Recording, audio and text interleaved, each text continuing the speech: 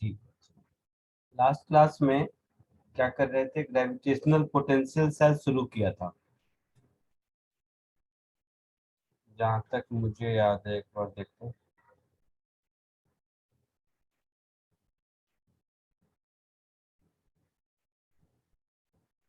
हाँ, point mass के कारण ग्रेविटेशनल पोटेंशियल बताया था। ठीक है, तो आज डिफरेंट शेप साइज के कारण ग्रेविटेशनल पोटेंशियल देखेंगे।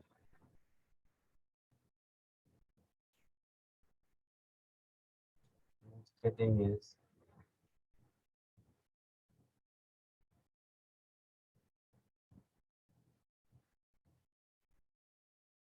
Gravitational potential.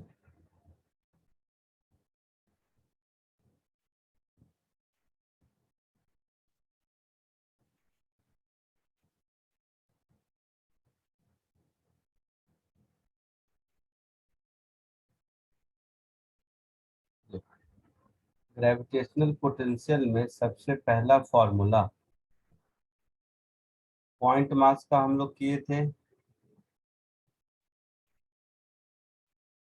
याद है?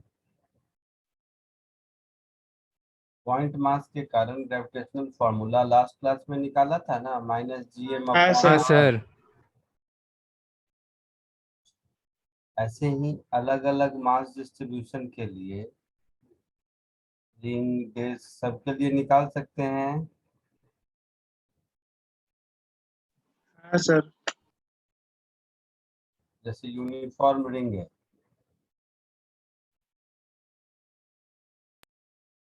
तो पोटेंशियल तो वर्क डन है, स्केलर क्वांटिटी है ना।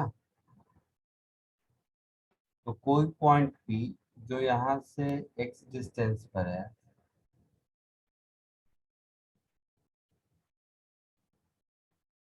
x,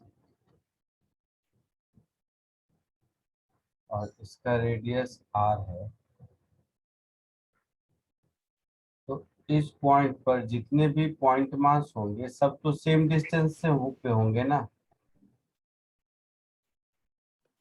हाँ सर। सबका डिस्टेंस यहाँ से सेम होगा, √r² + x²।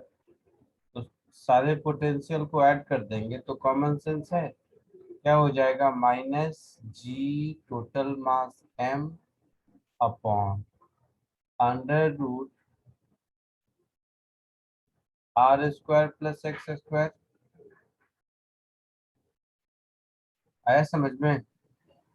Yes sir. कैसे है, आया समझ में? हाँ सर। पक्का? हाँ सर। जी सर। इसी तरह से जितने भी शेप साइज हम लोग देखे थे, ring, disc, solid sphere, hollow sphere, सबके कारण निकाल सकते हैं।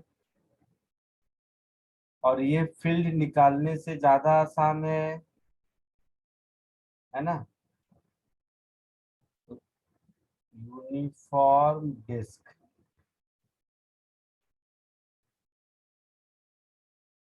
यूनिफॉर्म डिस्क के कारण बताओ।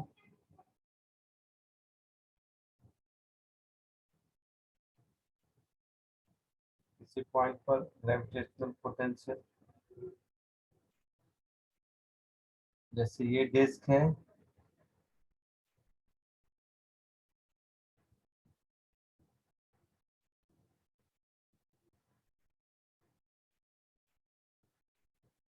यहाँ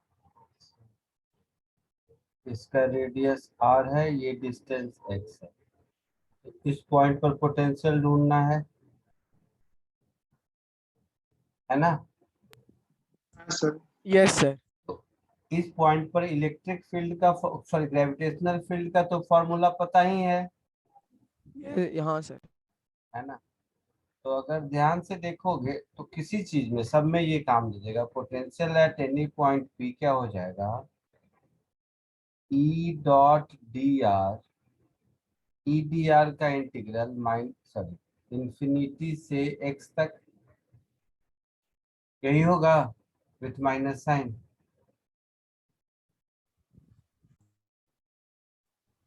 नहीं समझे। नहीं समझा। वर्क डन क्या होता है? Force into displacement. तो यूनिट मास के लिए फोर्स तो ई हो जाएगा, हाँ डिस्प्लेसमेंट सर। डी आर हो गया इंफिनिटी से एक्स तक। तो कोई भी पोटेंशियल निकालने के लिए ये एक सिंगल फॉर्मूला काम आएगा। समझा सर। तो जल्दी से डिस्क का निकाल के बताओ मुझे।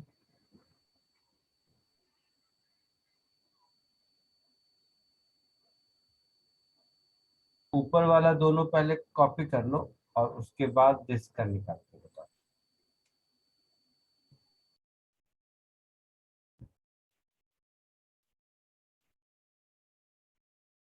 ऊपर वाला दोनों कॉपी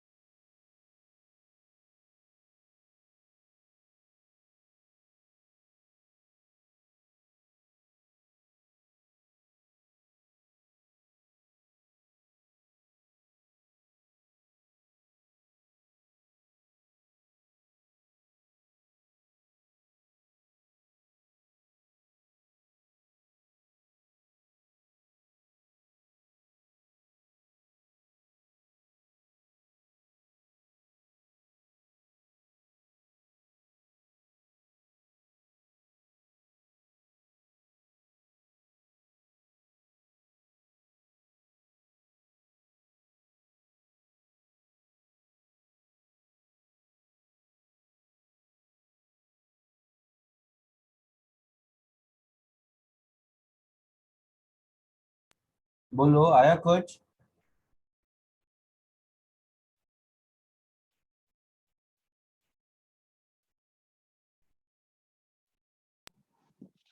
नहीं सर। नहीं आया।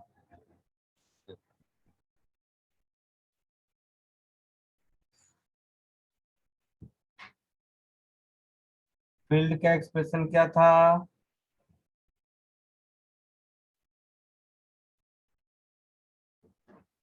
बोलो।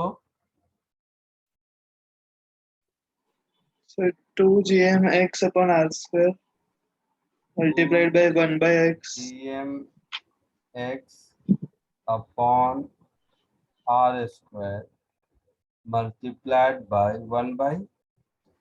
1/x minus 1/r root of r² plus x²।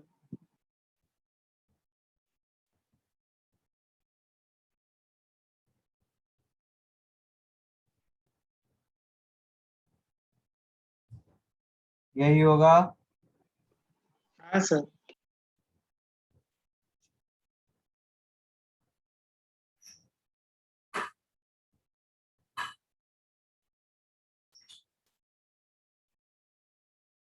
तो देखो, ये हो गया 2 GMR²,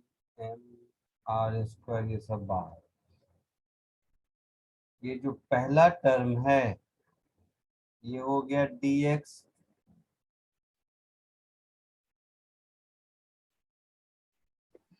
हाँ सर। है ना? नहीं, ये x नहीं होगा यहाँ पर।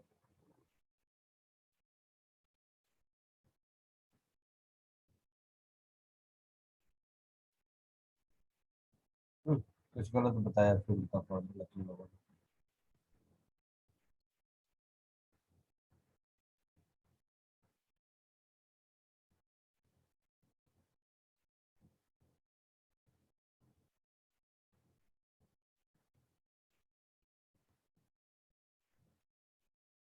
देखो एक बार, फील्ड का क्या फॉर्मूला आया था?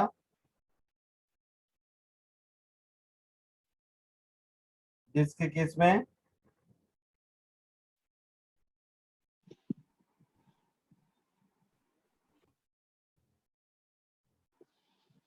सर यही था ना। यही आया था। हाँ सर यही है।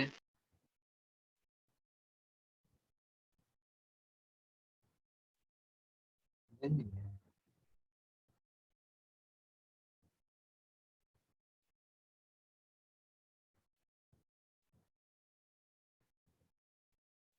अच्छा, ये x अंदर जाएगा तो 1 हो जाएगा, तो यहाँ पर x, हाँ सही बोल रहे हो, ये हाँ। माइनस यहाँ पर हो जाएगा x upon √r² plus x², ऐसा।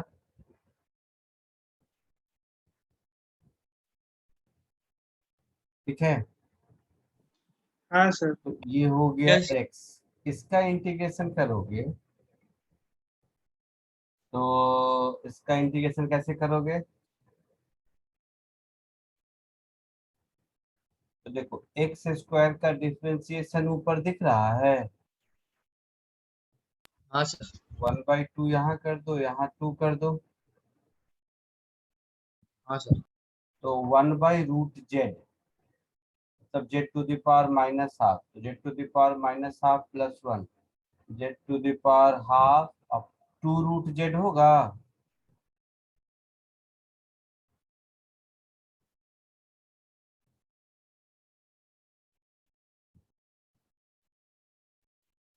ये इंटीग्रेशन होगा।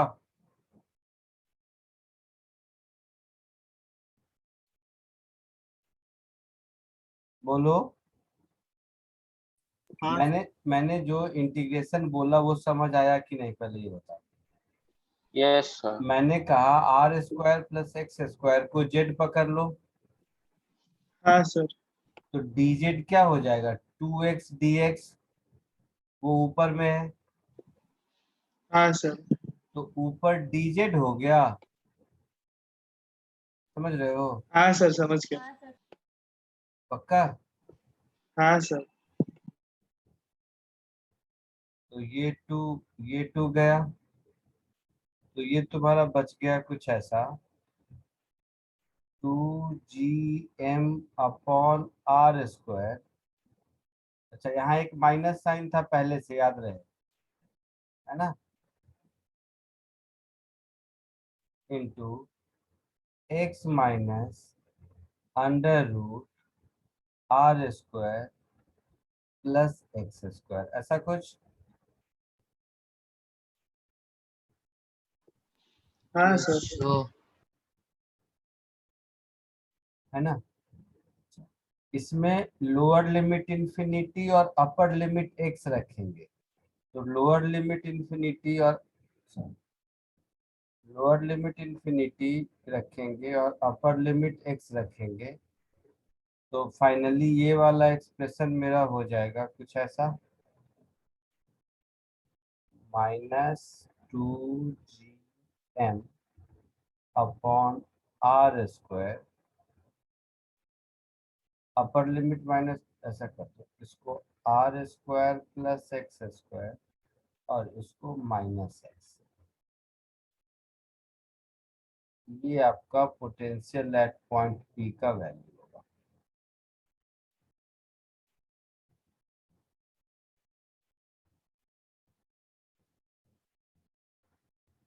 यहाँ पे, हाँ बोलो, कुछ बोल रहे हो। हाँ सर, यहाँ पे उल्टा क्यों कर दिया? रूट मतलब x minus root are square plus x square था, उसके बाद वापस उल्टा क्यों कर दिया? बताता हूँ। पहले इसको एक बार कॉपी कर लो, सब बताते हैं।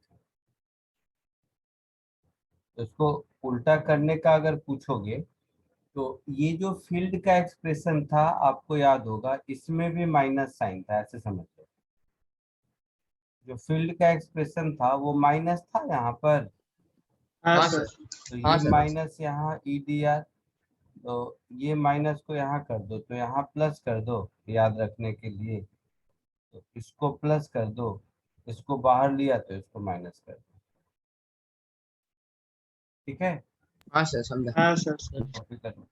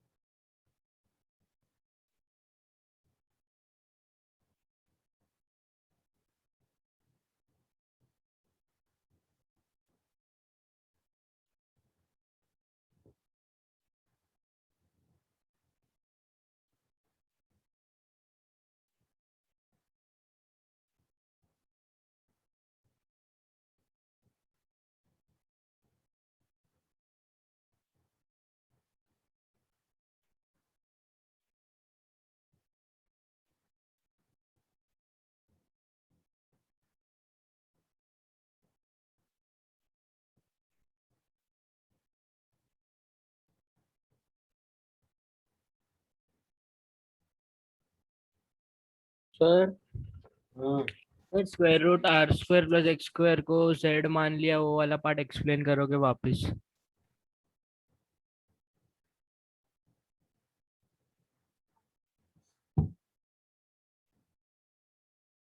लिख लिया पहले, हाँ सर, एक लिख मिनट लिया। सर, एक मिनट सर। एक, पहले लिख लो। हाँ सर, हो गया सर।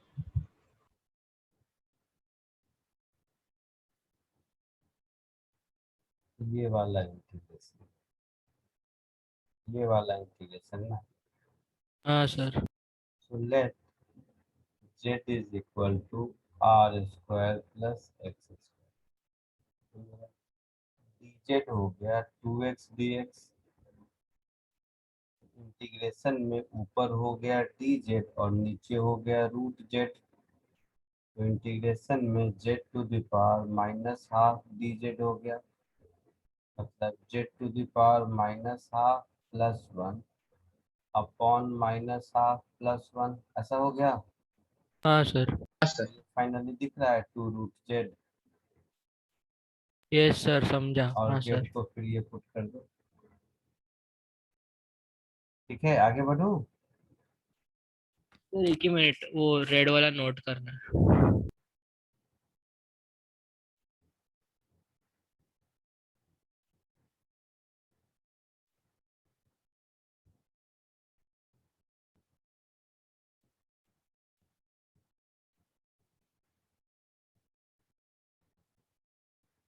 हाँ सर, हो गया।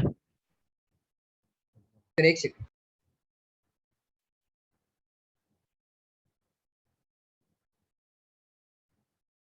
हो गया सर। फोर्थ,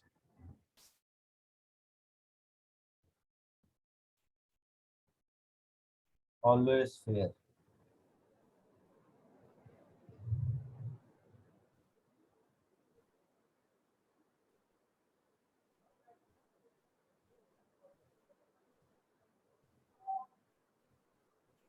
अगर ये हॉलो स्फीयर है, इसका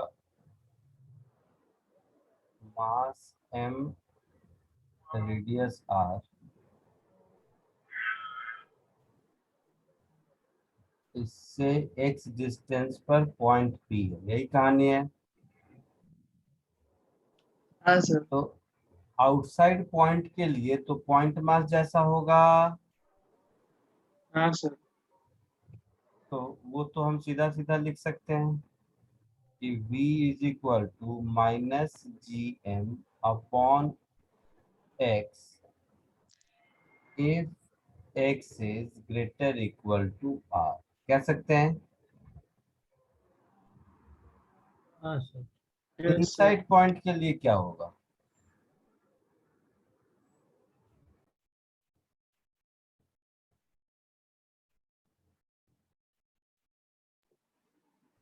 जीरो हो क्या? जीरो होगा ना सर?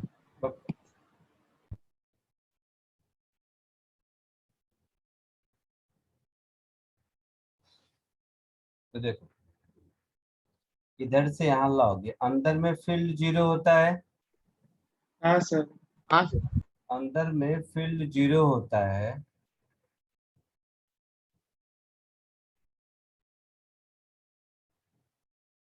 इसका मतलब है कि इंफिनिटी से अगर हम इसको x तक लाएंगे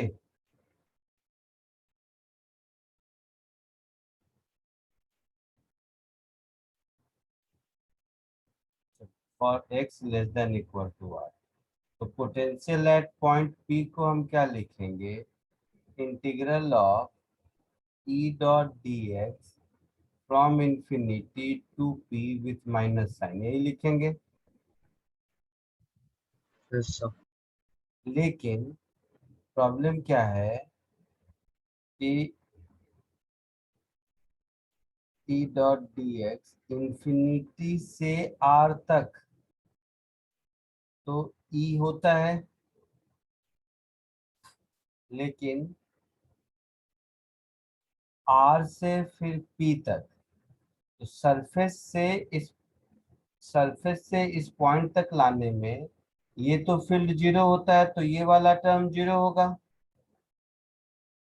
और ये वाला जो टर्म है ये पोटेंशियल एट सरफेस के बराबर होगा ना। हाँ सर।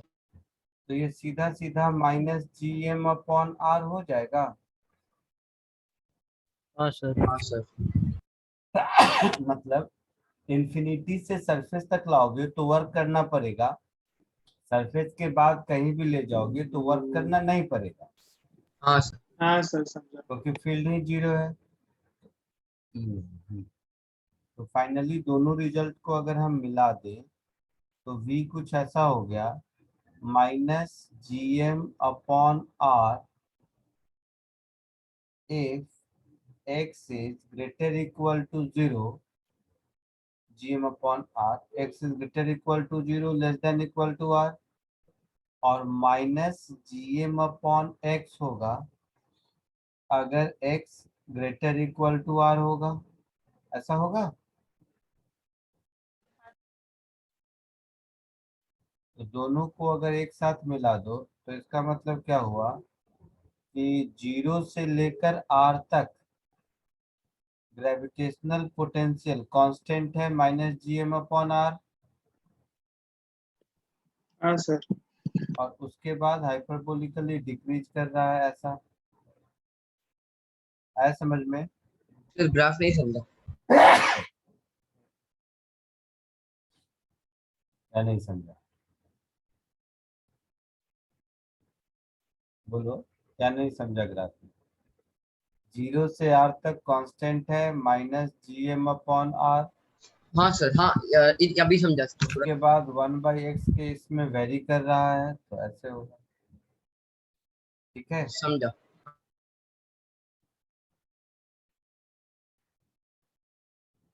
हॉलो स्क्वायर को कॉपी कर लो।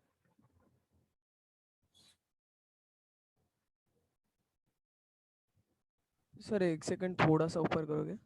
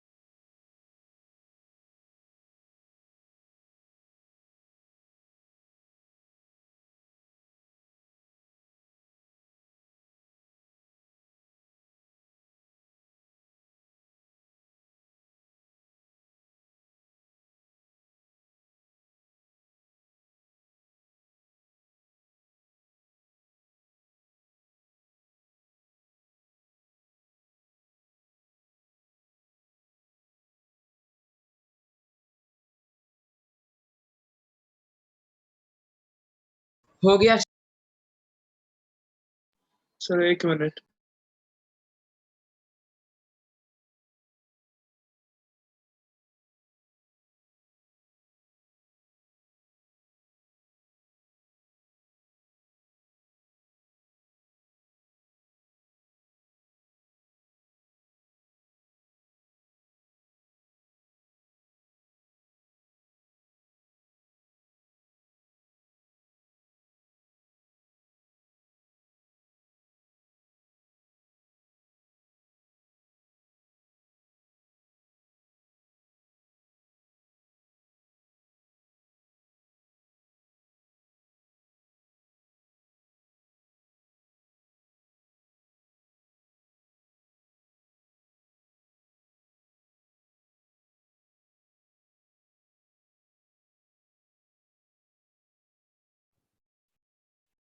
लिख लिया सबने?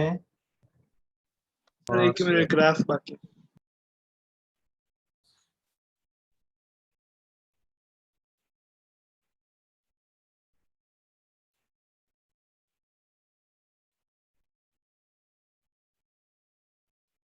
हो गया सर।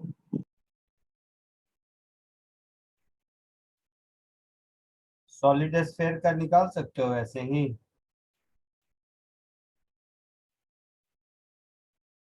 हाँ सर।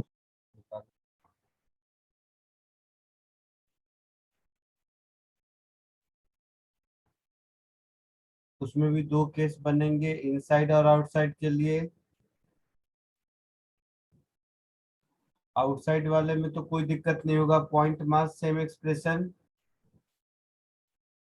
हाँ सर।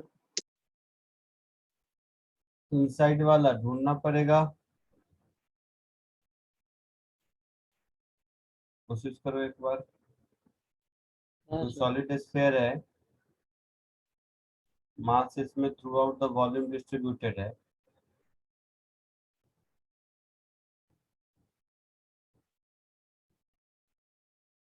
मास m, रेडियस r।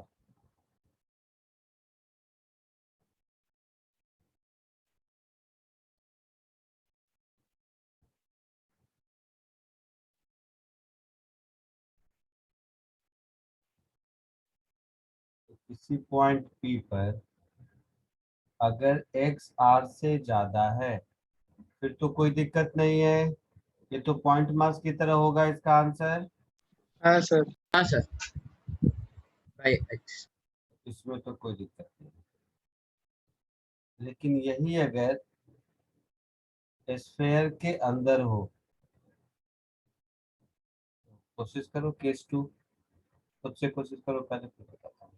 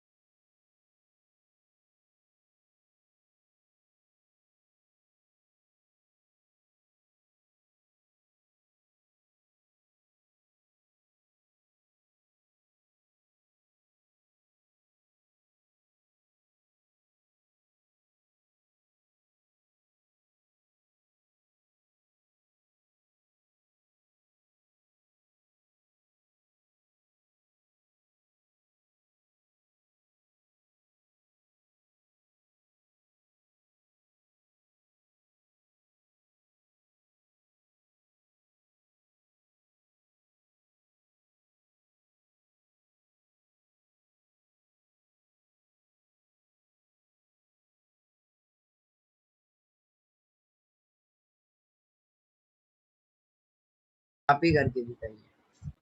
नहीं सर आ गया।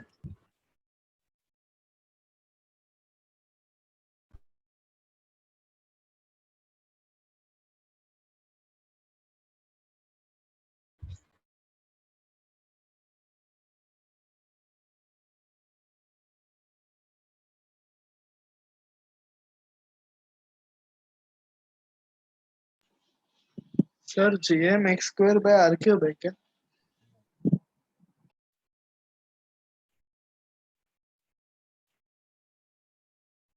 GM r square plus x square by 2 r cube। देखो इधर,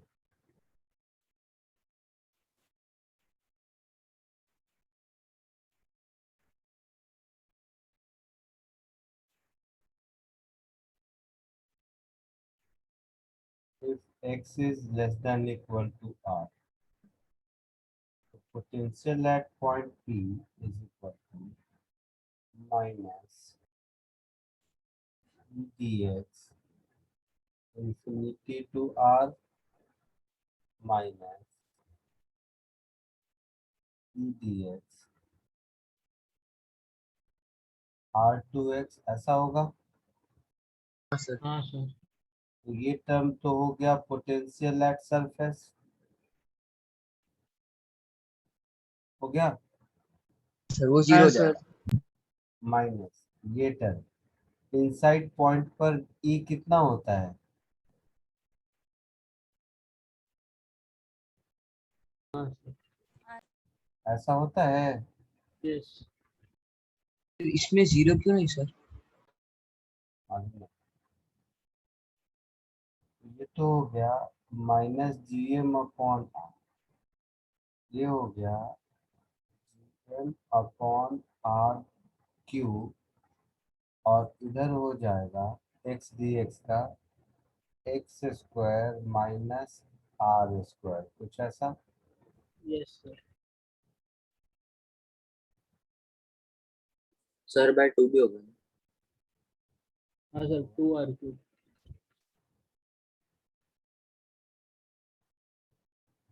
ये 2 बार होगा ऐसा, ठीक है। यहाँ तक कोई दिक्कत? नहीं नो सर। सर। और अगेन वो ई डी एक्स में यहाँ पर भी एक माइनस होगा, अगर याद होगा तो। हाँ सर। तो यहाँ माइनस होगा, तो ये माइनस को यहाँ प्लस कर दो, यहाँ ऐसा। तो ये हो गया minus g m by r plus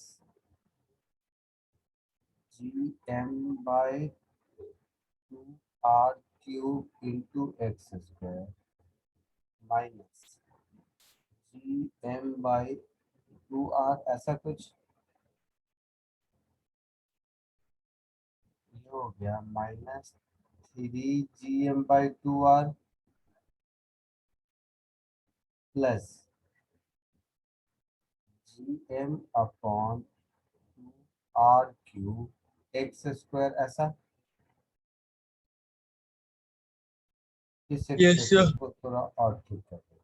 ये कैसे कर देते हैं, minus 3 GM upon 2r cube, ऐसा कुछ कॉमन ले लेते हैं, इधर हो जाएगा आर स्क्वायर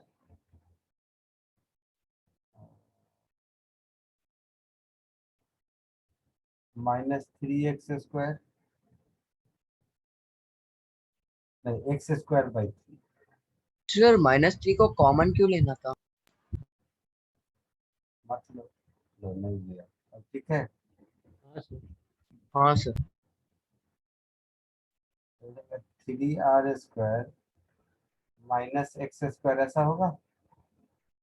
हाँ सर। तो ये पोटेंशियल एट पॉइंट पी का फॉर्मूला होगा।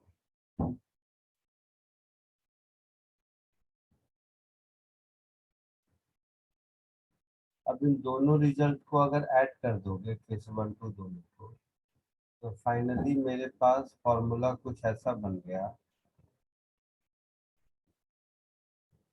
माइनस 3 माइनस GM/R³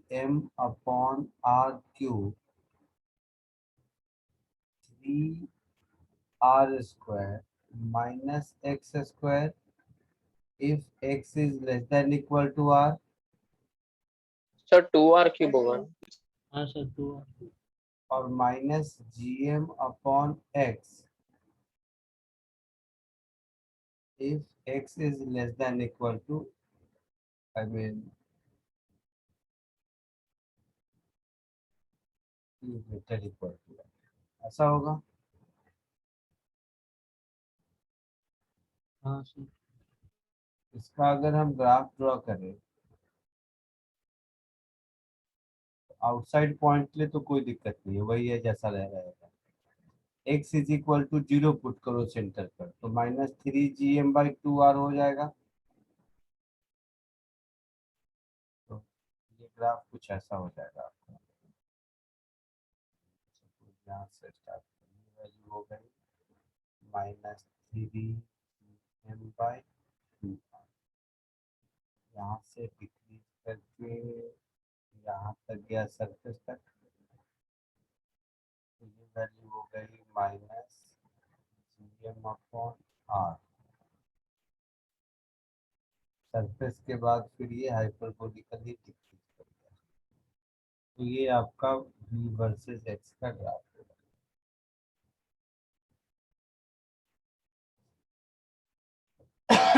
चमका कुछ? हाँ सर।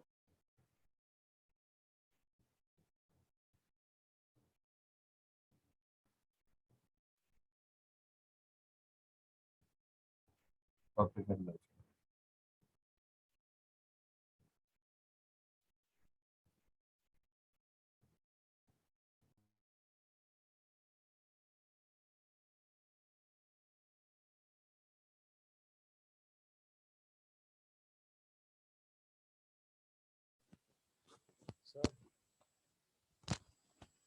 बोलो। इसके पीछे वाले इसका पिछला वाला केस एक बार दिखाओ ना वापस। ऑलवेज फेयर, फोर्थ वाला सर। ऑलवेज फेयर वाला हाँ सर। क्या दिक्कत है? नहीं लिखा अभी तक क्या ऐसा? नहीं सर, थोड़ा रह गया था बस, थोड़ा नीचे, थोड़ा, बस थोड़ा थोड़ा नीचे सर। क्या लास्ट नीचे पार्ट, ऊपर लास्ट करना पार्ट रह गया था। सर नीचे। है? ये हाँ बस सर, हो गया सर, स्क्रीनशॉट ले लिया। लिख, स्क्रीनशॉट लेके रखेगा तो स्क्रीनशॉट में बहुत कुछ रहता है जो कभी काम नहीं आता।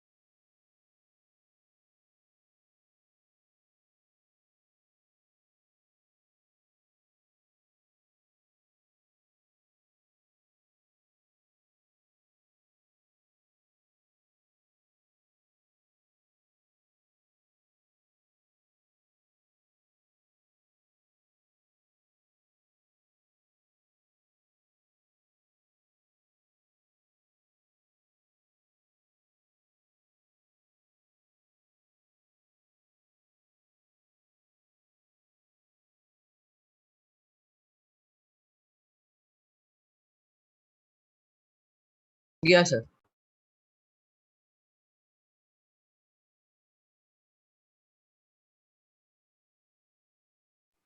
हो गया है सर।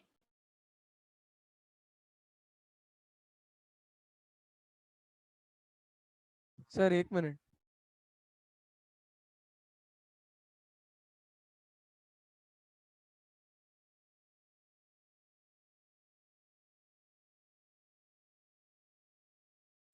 सर 1 ही मिनट, थोड़ा और ऊपर करो ना।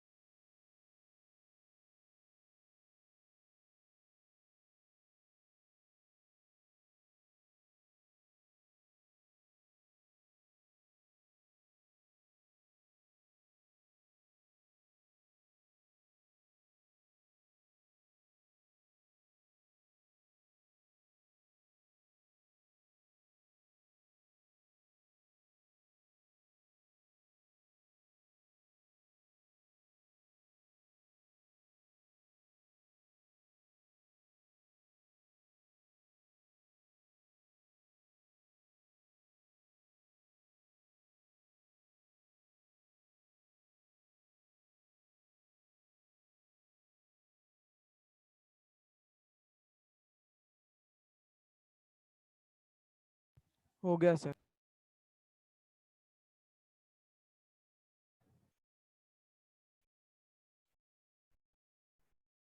नेक्स्ट।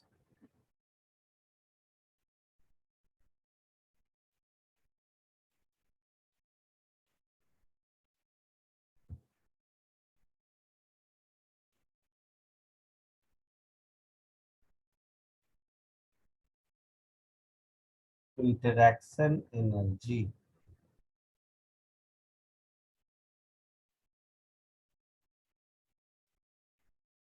of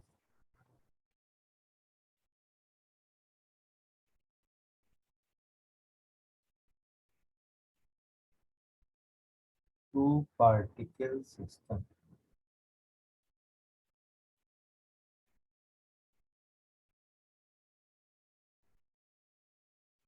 तो कोई भी इंटरेक्शन एनर्जी दुनिया में क्या होता है कि उस सिस्टम को बनाने में जितना वर्क किया गया है इंटरेक्शन फोर्सेस के द्वारा, उसको असेंबल करने कॉन्फ़िगर करने में, उसको हम लोग इंटरेक्शन एनर्जी बोलते हैं general. So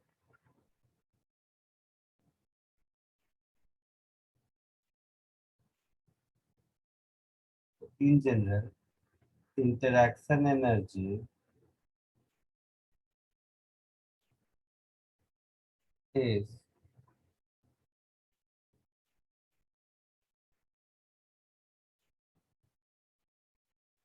amount of work done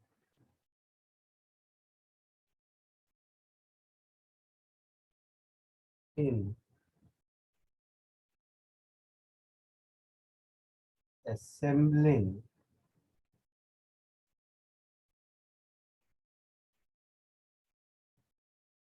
system of particles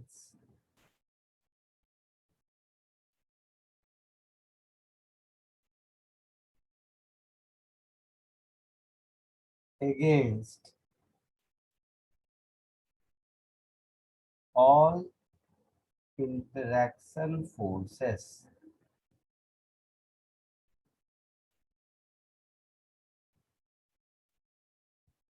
जैसे हम लोग 2 पॉइंट सिस्टम को अगर देख रहे हैं तो जनरल इंटरेक्शन एनर्जी का डेफिनेशन हुआ है। सपोज ये कोई पॉइंट मास m1, ये कोई पॉइंट मास m2 है।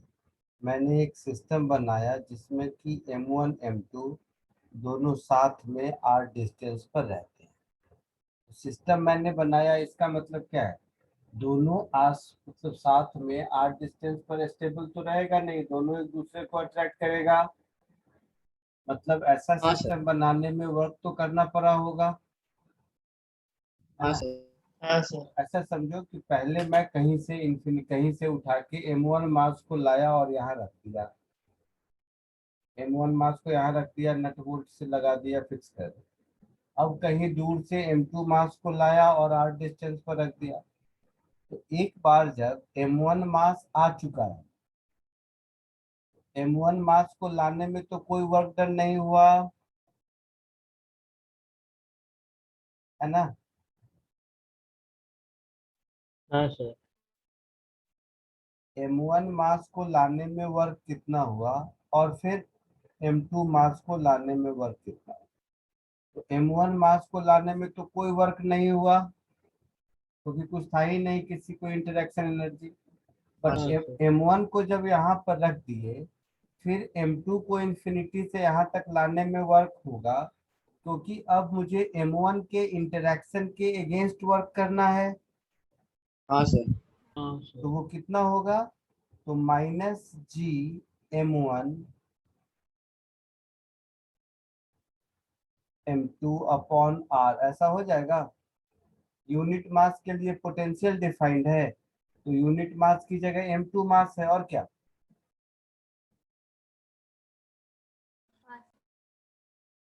तो इस सिस्टम का इंटरनल एनर्जी, इंटरेक्शन एनर्जी का फॉर्मूला हो गया -g m1 m2 upon r।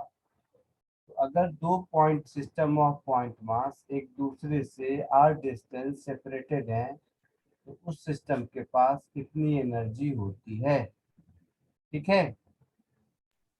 Sir वो W वाला आपने जो बोला था वो वापस बोलोगे? क्या बोलूं, बोलो। सर मतलब आपने उसमें WM10 मतलब क्या रीज़न दिया था, एक बार बोलोगे? m1 मास को कहीं से लाकर वहां रखने में कोई वर्क डन नहीं होगा, ऐसा बोला था, क्योंकि सिस्टम में पहले से कुछ नहीं है कहीं। हाँ सर। तो m1 मास कहीं से भी आया तो उसको किसी भी इंटरेक्शन के अगेंस्ट वर्क तो करना नहीं है ना। Yes sir. m1 को लाने में 0 काम हुआ। अब एक बार m1 आ गया, तब m2 को लाने में वर्क होगा, हाँ सर। क्योंकि m2 को m1 के इंटरेक्शन के अगेंस्ट वर्क करना होगा। Yes sir. m1 m2 में कोई भी पहले और कोई भी बाद हो सकता है, उससे कोई फर्क नहीं पड़ेगा। पहले m2 को रख दो फिर m1 को लाओ, या पहले m1 को रख दो फिर m2 को लाओ, दोनों में बात इक्वली गुड है। Okay sir. अब यही देखो, अगर 3 पॉइंट मास सिस्टम है तो 3 के बाद आपको अंदाजा लग जाएगा फॉर्मूला।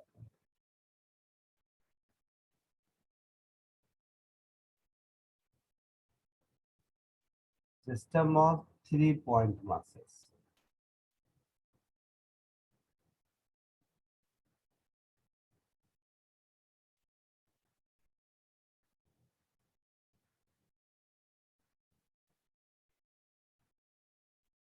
तो ऐसे समझो, मैं एक ऐसा सिस्टम कॉन्फ़िगर करना चाह रहा हूँ जिसमें 3 पॉइंट मास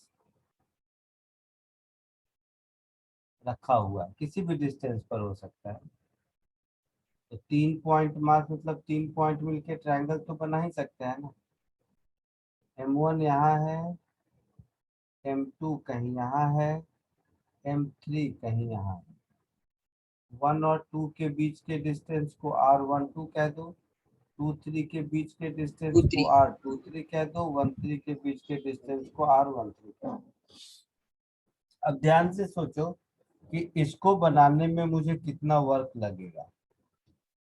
तो पहले मैं फर्स्ट मास को लाऊंगा, रखूंगा, फिर सेकेंड मास को ला के रखूंगा तो फर्स्ट के अगेंस्ट वर्क करना पड़ेगा। फिर थर्ड को लाऊंगा तो फर्स्ट और सेकेंड दोनों पहले से है तो दोनों के अगेंस्ट वर्क करना पड़ेगा। ऐसा कुछ होगा। हाँ सर। हाँ सर। तो पहला वाला तो 0 हो गया।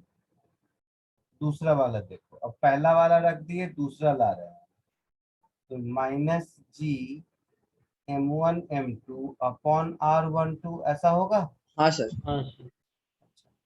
अब पहला और दूसरा दोनों है और तीसरा ला रहे हैं, तो पहला और दूसरा दोनों है तो तीसरे पर पोटेंशियल क्या हो जाएगा, -Gm1r13 प्लस -Gm1r3 और m3 माइनस Gm2/r23 और इधर m3। हाँ सर। पॉइंट 3 पर टोटल पोटेंशियल क्या होगा, इन दोनों के इंडिविजुअल पोटेंशियल का सम मल्टीप्लाइड बाय m3। ऐसा हो जाएगा। हाँ सर। तो फाइनली तुम्हें ऐसा दिख रहा है कि इस सिस्टम का total interaction energy -Gm1 m2/r12 -Gm2 m3/r23 -Gm1 m3/r13। ऐसा कुछ दिख रहा है। तो अगर बीच का प्रोसेस नहीं भी मालूम है, 2 पॉइंट मास सिस्टम का फॉर्मूला मालूम है, तो 3 पॉइंट मास सिस्टम में जितने पॉसिबल 2 पॉइंट मास सिस्टम होंगे सबका सम है ना।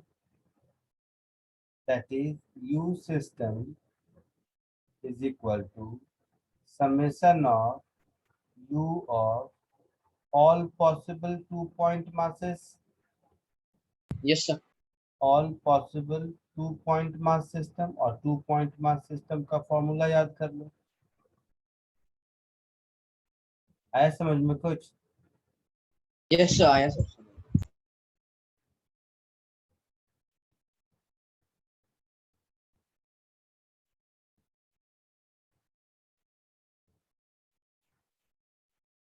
कॉपी कर लो।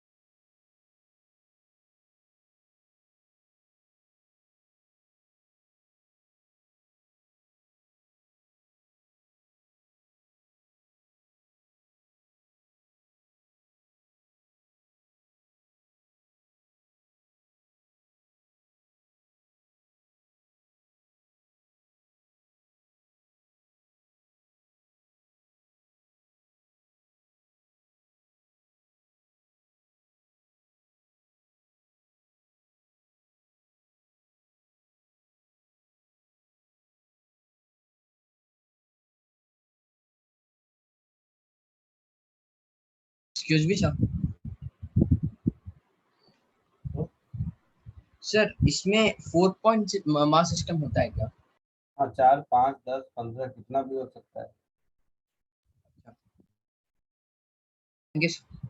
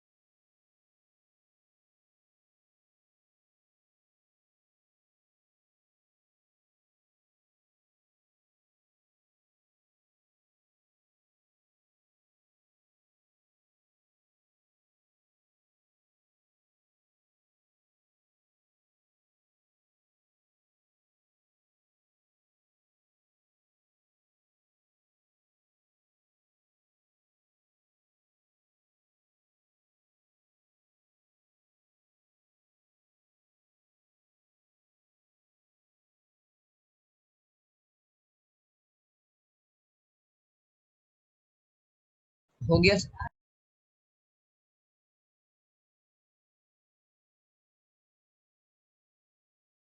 एक मिनट सर।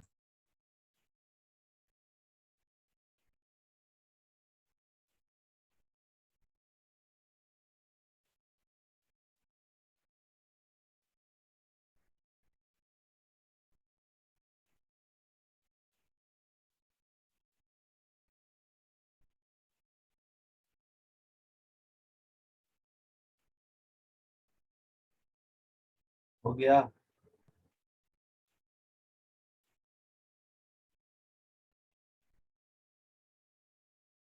हो गया सर। इस कॉन्सेप्ट पे बेस्ड क्वेश्चन।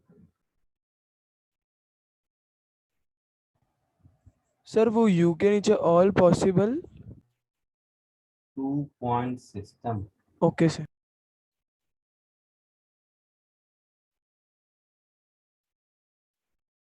कोशिश करो।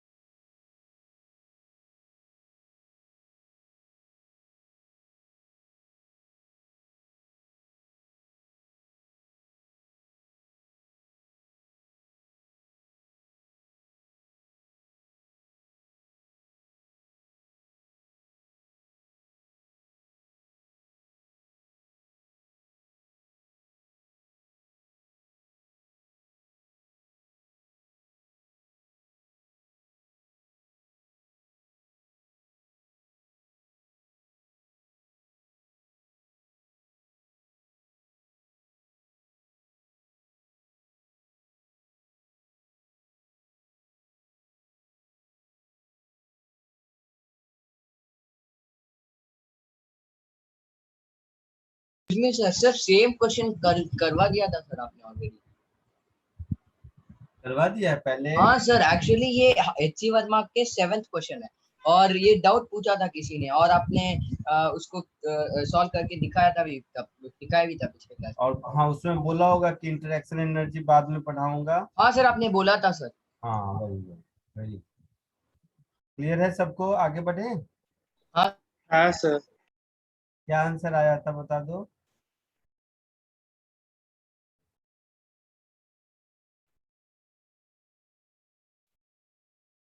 क्या आंसर आया था। सर 2.1 इंटू 10⁻⁵ और 4.2 इंटू 10⁻⁵।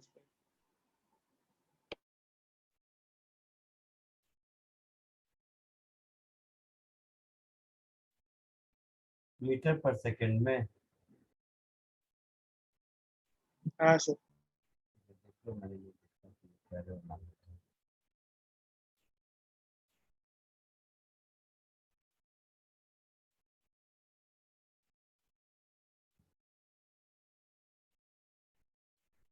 आगे बढ़े। हाँ सर। अच्छा। और करो।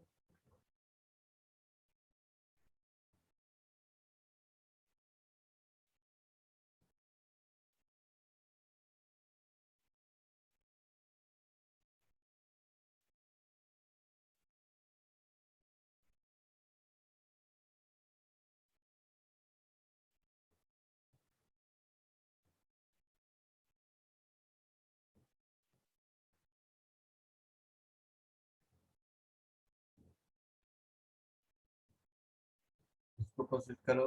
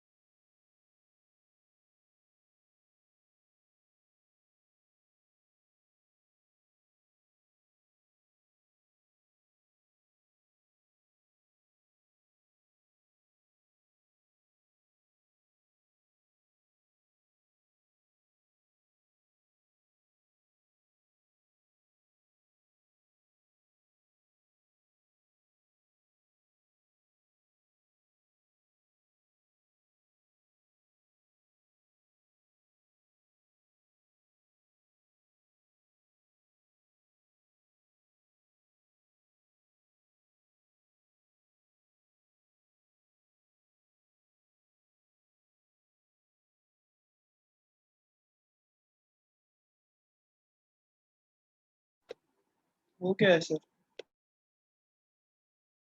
हो गया? 2 मिनट।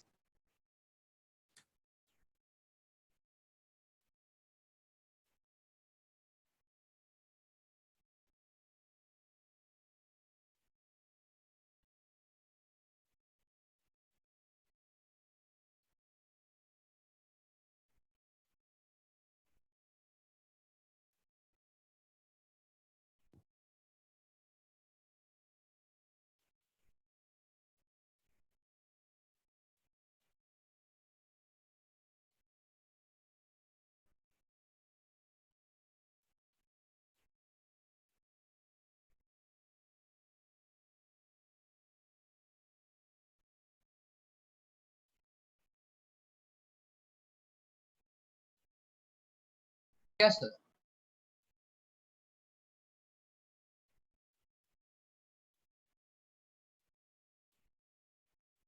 हो गया सबका?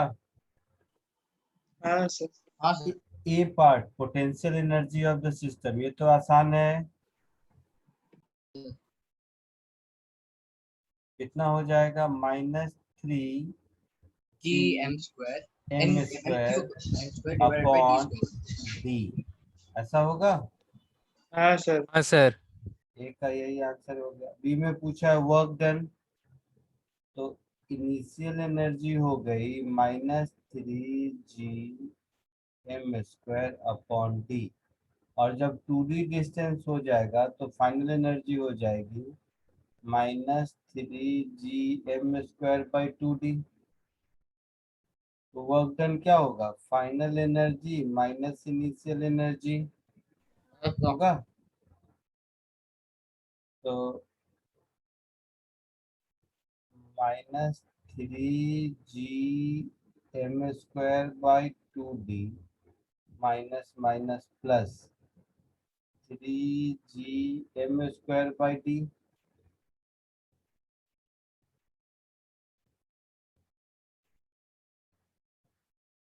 तो ये बचेगा 3 g m² अपॉन 2d, ऐसा कुछ आंसर होगा। हाँ सर ये। आया समझ में? हाँ सर। का हाँ सर।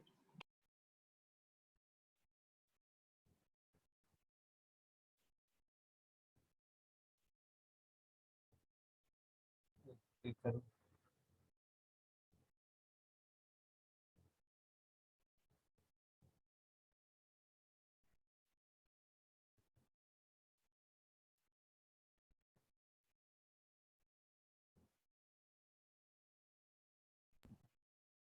सर थोड़ा ऊपर करो।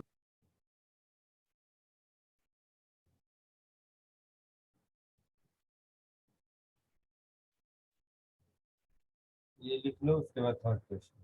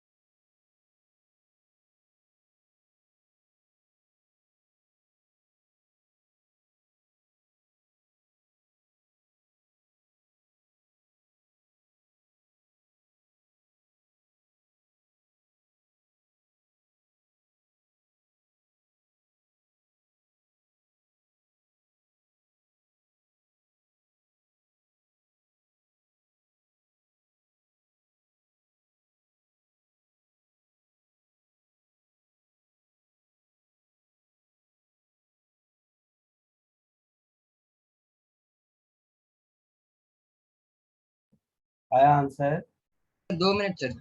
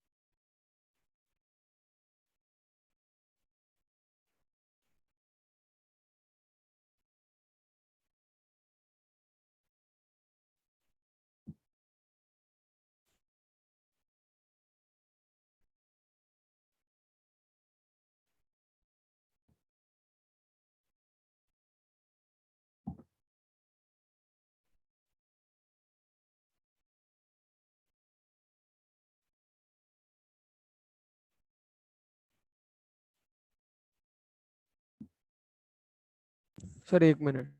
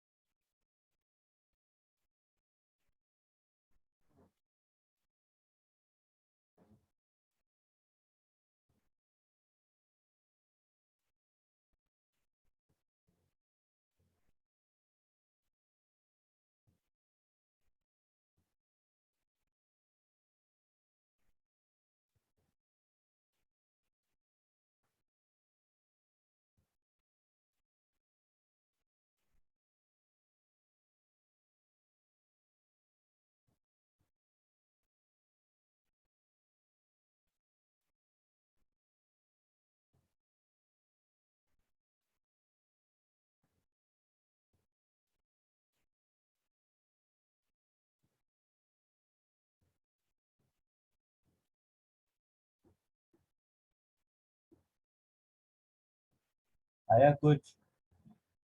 देखो इधर, तो सर आ रहा है सर, आ रहा है 2 मिनट। ये है M1, ये है M, इसकी वेलोसिटी है v1, इसकी वेलोसिटी इधर होगी v। तो मोमेंटम कंजर्वेशन से m1 v1 is equal to m2 v2 होगा। हाँ सर, हाँ ऐसे ही आ सर। रहा है। दूसरा, एनर्जी कंजर्वेशन से इनिशियल एनर्जी 0 था, फाइनल भी 0 होगा। हाँ sir. 0 is equal to minus g m1 m2 अपॉन d plus half m1 v1 square plus half m2 v2 square, ऐसा होगा। तो यहाँ से मुझे मिल गया half m1 v1 square plus half m2 v2 square is equal to g m1 m2 अपॉन d। सो हाँ sir, m1 v1 square plus m2 v2 square is equal to 2g m1 m2 अपॉन d। दूसरा equation हो गया। हाँ sir. दो equation, दो unknown. पहला इक्वेशन मेरे पास है m1 v1 equal to m2 v2, तो v2 को v1 के फॉर्म में पुट कर दो, m1 v1 स्क्वायर ऐसे ही रह गया। m2 v2 को लिख दोगे m1 v1 equal to m2 v2, तो v2 क्या हो जाएगा m1 v1 अपॉन m2। होगा ऐसा? हाँ हाँ सर। सर। हाँ सर, ऐसे क्या?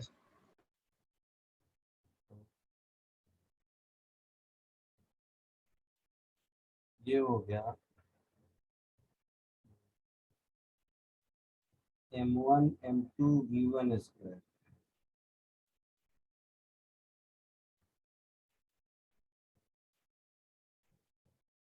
m2 इधर से जाएगा तो होल स्क्वायर है ना, एक m2 कैंसिल होगा,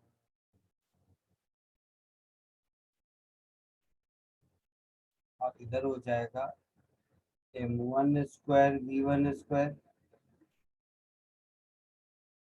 और डिनोमिनेटर में एक m2 बच जाएगा, इधर हो जाएगा 2g m1 m2 अपॉन d। ये m1 ये m1 ये m1 गया, इधर हो गया m1 plus m2 into v1 square is equal to 2g m2 square by d। मुझे v1 मिल जाएगा under root 2g m2 square upon d into m1 plus m2। ये v1 हाँ मिलेगा। हाँ सर, यही मिला सर। इसी तरह अच्छा, इसका वैल्यू हो जाएगा m2 बाहर under root 2g upon d m1 plus m2। ये मिल गया v1। तो v2 क्या हो जाएगा, m2 की जगह m1 हो जाएगा। हाँ सर, वैसे की वैसे ही आएगा बाकी। ऐसा कुछ। तो रिलेटिव वेलोसिटी पूछा है हमसे, हाँ सर। तो ये हो जाएगा v1 प्लस v2, तो under root 2g upon d m1 plus m2 कॉमन, इधर हो जाएगा m1 प्लस m2 होगा। हाँ सर। तो ये रूट के अंदर आएगा, तो ये फाइनली मुझे ऐसा दिख रहा है 2g m1 प्लस m2 अपॉन d। ऐसा कुछ आंसर होना चाहिए हाँ सर। हमको कुछ।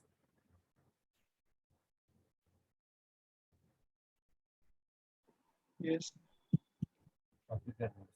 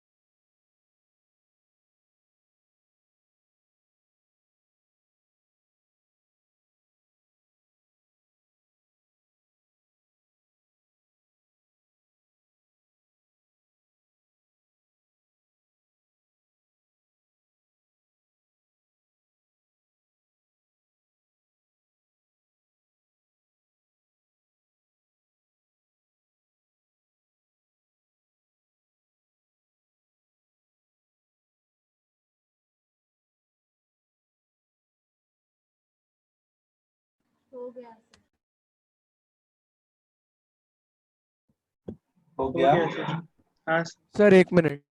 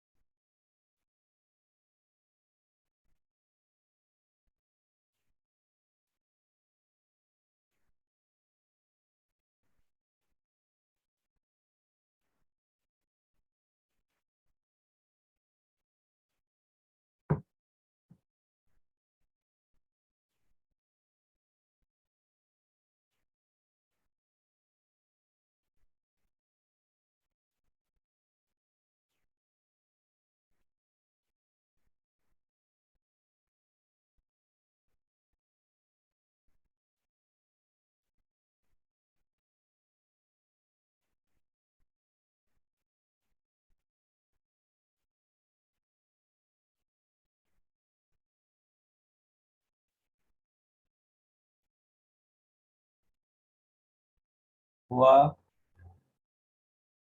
Yes sir. हाँ सर। हम लोग को पहले होमवर्क कराया है बुक में से। 1 to 15 दिया 15 तक हो चुका है।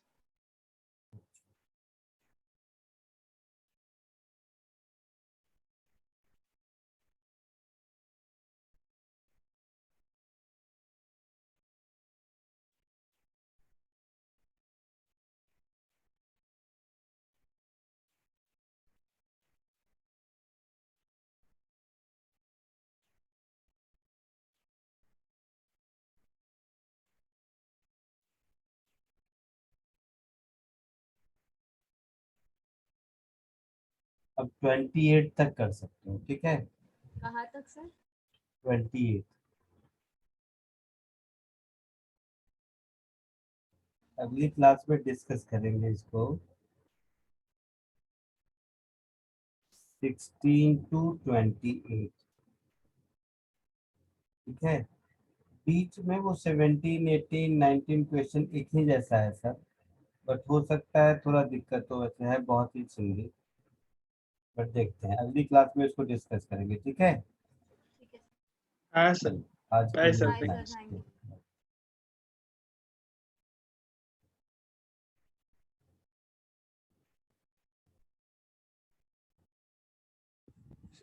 सर 1 सेकंड वो लास्ट दिखाओ ना सिर्फ।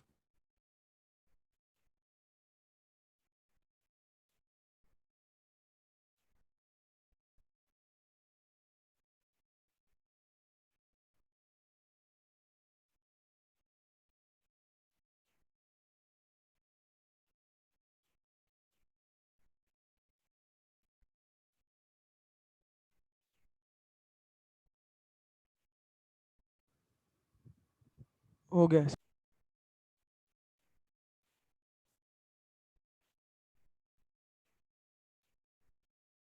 Bye sir, thank you.